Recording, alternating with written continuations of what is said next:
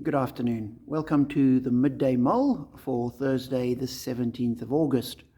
With McShane, we're working our way through the book of Samuel, and today we're introduced to Saul as we read chapter 9, the first king. A young man who's sent out to look for his father's donkeys. He can't find them. Eventually goes to Samuel to look for help, and Samuel says, "The donkeys are found, but come and celebrate with me, have a meal at the sacrifice." And he then spends the day talking to Saul. And as Saul's about to leave, we're told that Samuel speaks to him and says, "And to whom is all the desire of Israel turned, if not to you and all your father's family?" Saying, you are the hope. You're going to be the leader. Everyone's going to be looking to you. And Saul's response is, Saul answered, "But am I not a Benjamite from the smallest tribe of Israel? And is not my clan the least of all the clans of the tribe of Benjamin? Why do you say such a thing to me?" And here we have God doing what we seem to see God doing through Scripture.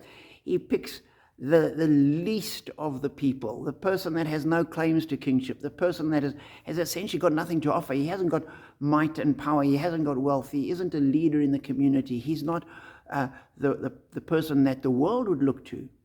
But he's the person that God chooses, and therefore he can do it. He's from the smallest tribe, from the smallest clan of the smallest tribe, and probably not the oldest in the family either. But he's chosen. Later on, he fails as king, and God chooses another outsider.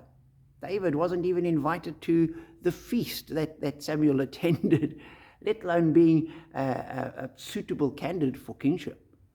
And throughout Scripture, God chooses people who don't have much to offer, the kind of people that the world would overlook so easily, but he uses them to do his work and to make a difference. And later on in the New Testament, Paul says in one of his letters, none of you were rich or well-connected or of any account in the world, but God chooses those kind of people. God chooses the things that are not to shame the things that are. He chooses the weak to overcome the strong.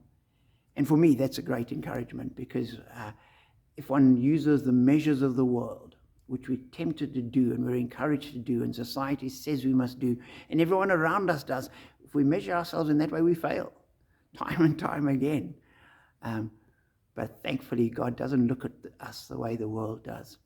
And we can come to God as the least of the least and of no account, but God can use us.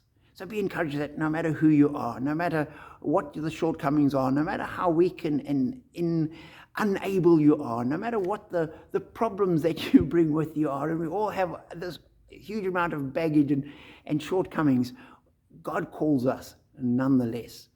And God can transform us and change us and use us. That's the glory of the gospel. Be challenged, be encouraged, be blessed.